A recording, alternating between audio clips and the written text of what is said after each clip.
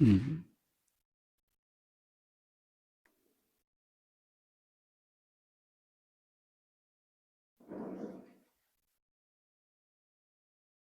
ಪಾತಂಜಲರ ಸೂತ್ರ.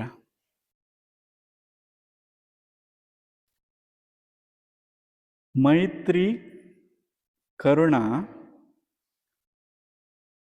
ಮುದಿತೋ ಉಪೇಕ್ಷಾಣಂ ಸುಖ ದುಃಖ ಪುಣ್ಯ ಪುಣ್ಯ ವಿಷಯಾಣಂ ಭಾವನಾಶ್ಚಿತ್ತ ಪ್ರಸಾದಾನಂ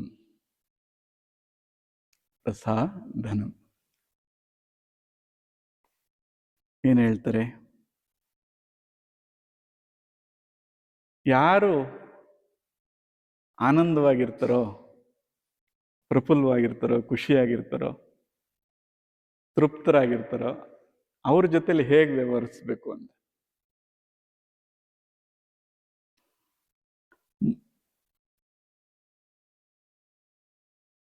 ಅಂಥವ್ರ ಜೊತೆಯಲ್ಲಿ ಮೈತ್ರಿ ಅಂದರೆ ಸ್ನೇಹಿತರಾಗಿ ಒಂದು ಆತ್ಮೀಯವಾದ ಸಂಬಂಧವನ್ನ ಇಟ್ಕೋಬೇಕು. ಅವ್ರ ಜೊತೆಲಿ ಬಹಳ ಆತ್ಮೀಯರಾಗಿರ್ಬೇಕು ಅಂತ. ಅವ್ರಿಗೆ ನಮ್ಮ ಅವಶ್ಯಕತೆ ಇದೆಯೋ ಇಲ್ವೋ, ಆದರೆ ನಮಗೆ ಅವಶ್ಯಕತೆ. ಯಾರು ಸುಖಿಗಳಾಗಿದ್ದಾರೋ, ಯಾರು ಆನಂದವಾಗಿದ್ದಾರೋ ಅಲ್ಲಿ 3 ಥರದ ಫಲಗಳಿದಾವೆ. ಬಹಳ ವಿಶೇಷ ಇದು. ಯಾರೋ ಒಬ್ರು ನಗ್ತಾ ಇದ್ದಾರೆ, ಬಹಳ ಖುಷಿಯಾಗಿದ್ದಾರೆ. ಅವ್ರನ್ನ ನೋಡಿದವ್ರಿಗೆ ಏನಾಗುತ್ತೆ ಈಗ?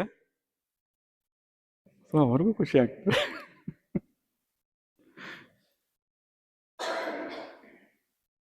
ಅವ್ರ ಜೊತೆ ಒಡನಾಟ ಮಾಡಿದವನಿಗೂ ಖುಷಿ ಆಗ್ತದೆ.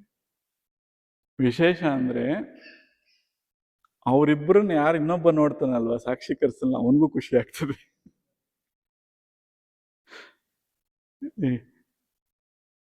ಯಾವುದೋ ಒಂದು ಘಟನೆ ನೋಡ್ತಾ ಇರ್ತೀರ, ಸೊ ಅವರಿಬ್ರು ಖುಷಿ ಪಡ್ತಾ ಇದ್ದಾಗ ಏನಾಗುತ್ತೆ ನಿಮಗೆ? ನೋಡೋಂತವನಿಗೆ ಅವನಿಗೂ ಖುಷಿ ಆಗ್ತದೆ.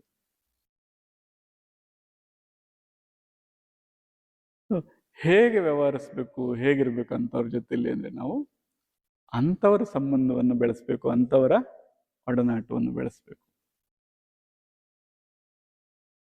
ಯಾರೇ ಜ್ಞಾನಿಗಳಿರ್ಲಿ, ತಿಳಿದಂಥವ್ರಿರ್ಲಿ, ಆನಂದವಾಗಿರುವಂಥವ್ರು, ಶಾಂತಚಿತ್ತರಾಗಿರುವಂಥವ್ರು ಕಂಡ್ರೆ ಏನು ಮಾಡ್ಬೇಕು? ಈಗ ಅವರ ಜೊತೆಯಲ್ಲಿ ನಾವು ಒಳ್ಳೆ ಭಾವ ಮತ್ತೆ ಸಂಬಂಧವನ್ನ ಏರ್ಪಡಿಸ್ಕೋಬೇಕು. ಎರಡನೇದು,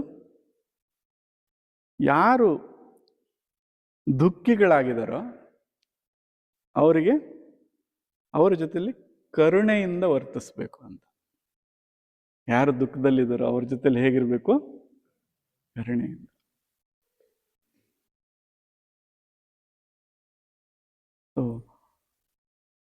ಸಹನಾವವತು ಸಹನೌ ಭುನಕ್ತು ಸಹವೀರ್ಯಂ ಕರವಾವಹೈ ತೇಜಸ್ ನವಧೀತಮಸ್ತು ಮಹಾವಿದ್ವಿಷಾವಹೈ.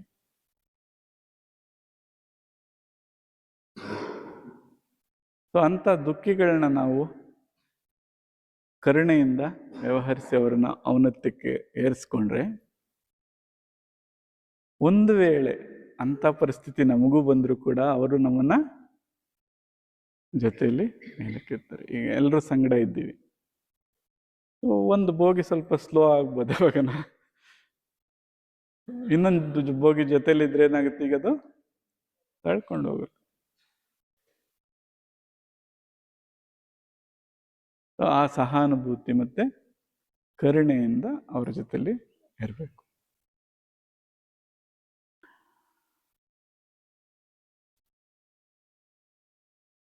ಯಾರು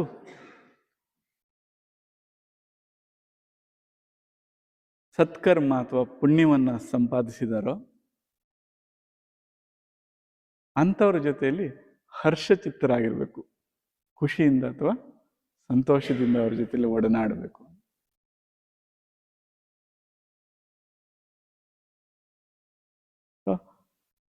ಅಂಥದ್ದು ಪುಣ್ಯವಂತರಪ್ಪ ಅಂದ್ರೆ ಇಲ್ಲೇನು ಬರುತ್ತೆ ಭಾವ? ಇಲ್ಲಿ ಅದೇ ಚಿಂತನೆ ಉದಯಿಸುತ್ತೆ. ಏನಪ್ಪ ಈಗ ದಿನ ಅವ್ರು ದಿನ ಸತ್ಸಂಗಕ್ಕೆ ಹೋಗ್ತಾರಪ್ಪ ಅಂತ ನೆನ್ಸ್ಕೊಂಡ್ರೆ ಈಗ ನಮ್ಗೇನು ಅನ್ಸುತ್ತೆ? ನಾವು ಹೋಗೋಣ ಅನ್ಸುತ್ತೆ. ಏನಪ್ಪ ಅವರು ಏನೋ ದಿನ ಅಧ್ಯಯನ ಮಾಡ್ತಾ ಇದ್ರು ಅಂದ್ರೆ ಈಗ ನಮ್ಗೇನು ಅನ್ಸುತ್ತೆ? ನಾವು ಮಾಡಬೇಕು ಅನ್ಸುತ್ತೆ. ಅದನ್ನ ಶ್ಲಾಘಿಸ್ಬೇಕು ಅಂತ. ಯಾರೇ ಅಂತ ಕ್ರಿಯೆ ಮಾಡ್ತಾ ಇದ್ರೆ ಏನ್ ಮಾಡ್ಬೇಕು? ಶ್ಲಾಘಿಸ್ಬೇಕು, ಹರ್ಷ ಪಡ್ಬೇಕು ಅಂತ.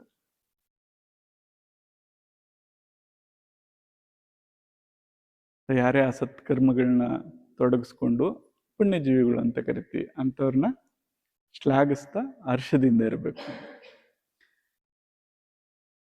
ಇನ್ನು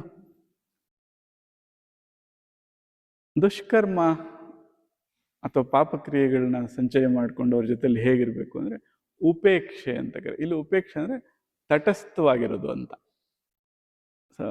ಏನಂತಿರೋದಕ್ಕೆ ನೋ ಕಮೆಂಟ್ಸ್ ಅಂತ. ಉಪೇಕ್ಷೆ ಅಂದ್ರೆ ಇದು ನಿರ್ಲಕ್ಷ್ಯ ಅಂತಲ್ಲ, ತಟಸ್ಥ ಅಂತ.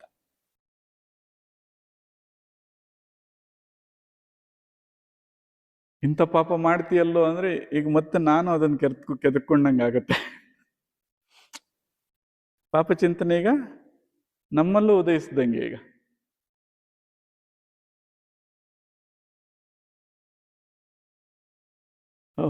ಅದರಿಂದ ಪಾಪ ಮಾಡ್ತಿದ್ಯಲ್ಲ ಅಂತ ಅವನನ್ನ ಹೀಯಾಳಿಸ್ಲೂಬಾರ್ದು,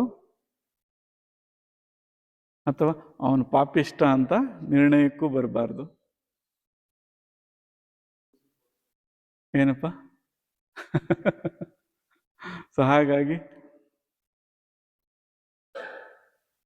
ಅಂತ ದುಷ್ಕರ್ಮಗಳ ವಿಚಾರವಾಗಿ ಅಥವಾ ದುಷ್ಕರ್ಮಿಗಳ ವಿಚಾರವಾಗಿ ಹೇಗಿರ್ಬೇಕಂತದ್ದು ತಟಸ್ಥವಾಗಿರ್ಬೇಕು.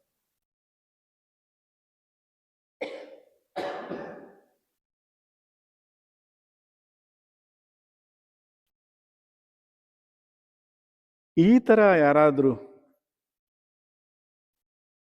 ಭಾವನೆಗಳನ್ನ ಇಟ್ಕೊಂಡ್ರೆ ಚಿತ್ತವು ಸಮಾಧಾನ ಆಗ್ತದೆ ಅಂತ. ಇಲ್ಲಾಂದ್ರೆ ಏನಾಗುತ್ತೆ? ಎಷ್ಟು ಆಂದೋಲನಗಳಿವೆ. ಏನಪ್ಪ? ಸೊ ಅಧ್ಯಾಸ ಅಥವಾ ತಪ್ಪು ತಿಳುವಳಿಕೆಯಿಂದ ಅಸೂಯಾಗಿ ವ್ಯಕ್ತ ಆಗ್ತದೆ, ಮಧುವಾಗಿ ವ್ಯಕ್ತ ಆಗ್ತದೆ. ಈಗ ಯಾರೋ ಅವ್ರು ಚೆನ್ನಾಗಿ ತಿಳ್ಕೊಂಡಿದ್ದಾರೆ ಅಂದ್ರೆ ಹರ್ಷ ಪಡ್ಬೇಕು, ನಾವು ಜೊತೆಲಿರ್ಬೇಕು. ಆದ್ರೆ ಪಾಠ ಹೇಗ್ ಮಾಡ್ಬಿಟ್ಟಿರ್ತೀವಿ ಇದಕ್ಕೆ, ನಾನು ಹಂಗಿಲ್ವಲ್ಲ ಇಲ್ಲಷ್ಟು ಕೊಳಕ್ ಶುರು ಮಾಡಿದ್ವಿ. ಸೊ ಹಂಗಾಗೋದಕ್ಕೆ ಏನ್ ಮಾಡ್ಬೇಕು? ಜೊತೆಲಿರೋಣ ಅಂತ ಹೇಳ್ತಾ ಇದ್ದಾರೆ. ಏನಂತ? ಸಹನಾವತ್ತು ಸಹನವನ್ನಕ್ತು, ಜೊತೆಲಿರೋಣ, ಜೊತೆಲಿ ಅದನ್ನ ಸೇವಿಸೋಣ ಅಂತ. ಸೊ ಒಬ್ರೊಬ್ರು ಪೂರಕವಾಗಿ ವೃದ್ಧಿ ಆಗೋಣ ಅಂತ ಹೇಳ್ಕೊಳ್ತಾ ಇದ್ದಾರೆ. ಹಾಗಾಗಿ ಈ ಸೂತ್ರದಲ್ಲಿ ನಮಗೆ ಸುಖವಾಗಿರೋಂಥವ್ರ ಜೊತೆ ಅಥವಾ ಆನಂದವಾಗಿರೋಂಥವ್ರ ಜೊತೆಯಲ್ಲಿ ಸ್ನೇಹಿತರಾಗಿ, ದುಃಖಿಗಳಲ್ಲಿ ಕರುಣೆಯಿಂದ, ಪುಣ್ಯವಂತರಲ್ಲಿ ಹರ್ಷದಿಂದ, ಪಾಪಿಗಳಲ್ಲಿ ತಟಸ್ಥ ಅಥವಾ ಉಪೇಕ್ಷೆಯಿಂದ ಇರಬೇಕು ಅಂತ ಮಹಾತ್ಮರು ಹೇಳಿದ್ದಾರೆ. ಇದನ್ನ ನೆನಪಲ್ಲಿಟ್ಕೋಬೇಕಷ್ಟೇ. ಈಗ ಎಷ್ಟು ಜನ ಇದರಿಂದ ನಾವು ಬಾಧೆಗೊಳಗಾಗಿಲ್ಲ?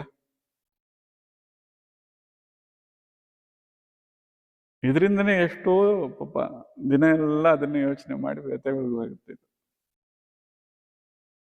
ಇದೊಂದು ಸೂತ್ರ, ಯಾರಲ್ಲಿ ಹೇಗೆ ವ್ಯವಹರಿಸ್ಬೇಕು ಅಂತ.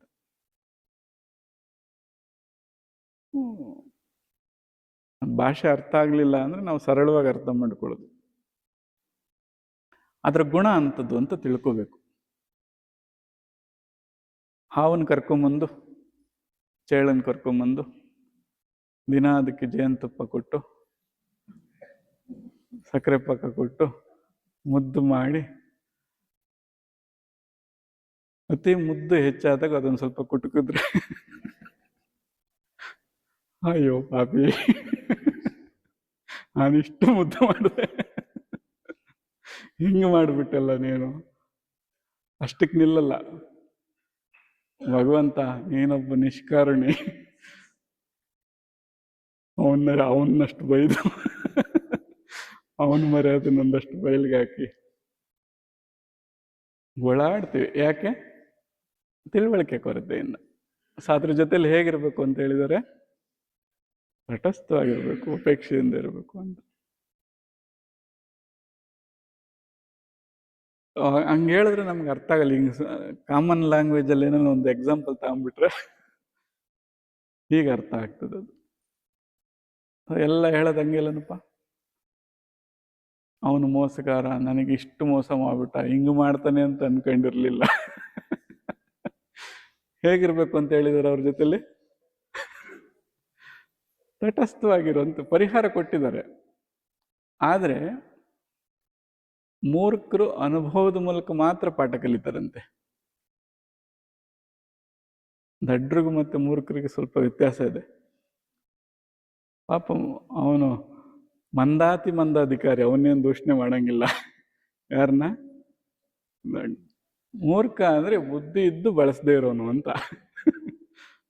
ಆ ಜ್ಞಾನ ಇದ್ದನು ಅದನ್ನು ಬಳಸದೇ ಇರೋನು. ನೋಡಪ್ಪ, ಅದು ಏನಂತೀವ ಅದನ್ನ, ಹಂಚಂತೀವ, ಹೆಂಚು, ತವೆ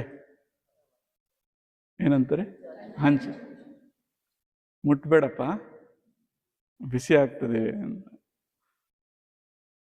ಸಿದ್ಧನಿಗೇನು ಅವನಿಗೆ ಗೊತ್ತಿದೆ, ಅವನಿಗೆ ಹೇಳೋ ಅಗತ್ಯ ಇಲ್ಲ. ಸಾಧಕ ನಂಗಂತೆ ಅಂತ ಅನ್ಕೊಂಡಿರ್ತಾನೆ. ಮಂದ ಹೇಳೋರಪ್ಪ, ನಮ್ಗೆ ಯಾಕೆ ಬೇಡ, ನಮ್ಗೆ ಅದ್ರ ಕತೆ ಬೇಡ ಅಂತ ಸುಮ್ಮನೆ ಇರ್ತಾನೆ. ಅತಿ ಮಂದ ಏನ್ ಮಾಡ್ತಾನೆ, ನಾನ್ ನೋಡ್ದಿದ್ದ ಹಂಚ. ಏನಾಯ್ತು ಈಗ? ಆಮೇಲೆ ಹೇಳ್ತೀನಿ, ಸುಡ್ತದೆ ಅಂತ ಹೇಳಿದ್ರು, ಹಿಂಗ್ ಸುಡ್ತದೆ ಗೊತ್ತಿರ್ಲಿಲ್ಲ. ಈಗ ನಮ್ಮ ರೋದನೆ ಹೆಂಗಾಗ, ಸ್ವಲ್ಪ ಕೊರತೆ ಅಷ್ಟೇ. ಏನು? ಅಧಿಕಾರಿತ್ವದ ಕೊರತೆ. ಔನ್ನತ್ಯಕ್ಕೆ ಬಂದ್ರೆ ಇವೆಲ್ಲ ಸರಳವಾಗಿ ಗ್ರಹಣೆ ಆಗ್ತದೆ. ಅದಕ್ಕೋಸ್ಕರ ಸ್ವಲ್ಪ ನಮಗೋಸ್ಕರ, ಬೇರೆಯವ್ರಿಗೆಲ್ಲ, ಯಾರಿಗೋಸ್ಕರ? ನಮ್ಮ ಜೀವನ ಚೆನ್ನಾಗಾಗೋದಕ್ಕೋಸ್ಕರ ಅಳವಡಿಸ್ಕೋಬೇಕು. ಬೇಕಾಗಿರೋದೆಲ್ಲ ಶ್ರದ್ಧೆ ಅಷ್ಟೆ. ಆ ಶ್ರದ್ಧೆಯಿಂದ ಬಂದ್ವಿ ಅಂದ್ರೆ, ಆಕ್ಚುಲಿ ಜಗತ್ನಲ್ಲೆಲ್ಲ ಆಫರ್ ಕೊಡ್ತಾರೆ, ಏನು ಒಂದು ಕೊಂಡರೆ ಒಂದು ಉಚಿತ ಅಂತ. ಮಹಾತ್ಮರು ಅಥವಾ ತಿಳಿದಂಥವ್ರ ಜೊತೆಗೆ ಬಂದ್ರೆ ಒಂದುಕೊಂಡ್ರೆ ಅನಂತ ಉಚಿತ, ಹೊಂದ್ಕೊಂಡ್ರೆ ಅನಂತ ಉಚಿತ, ಅಗಣಿತವಾಗಿ ಸಿಗ್ತವೆ. ನಾವು ಒಂದು ಸ್ವಲ್ಪ ತ್ಯಾಗಕ್ಕೆ ಸಿದ್ಧ ಆಗೋದಷ್ಟೇ. ಅದು ತ್ಯಾಗ ಅಂದ್ರೆ ಏನು ಆ ಥರ ಅಲ್ಲ, ಒಳ್ಳೇದಕ್ಕಾಗಿ ಸ್ವಲ್ಪ ಅಲ್ಪ ತ್ಯಾಗ ಮಾಡೋವಂಥದ್ದು.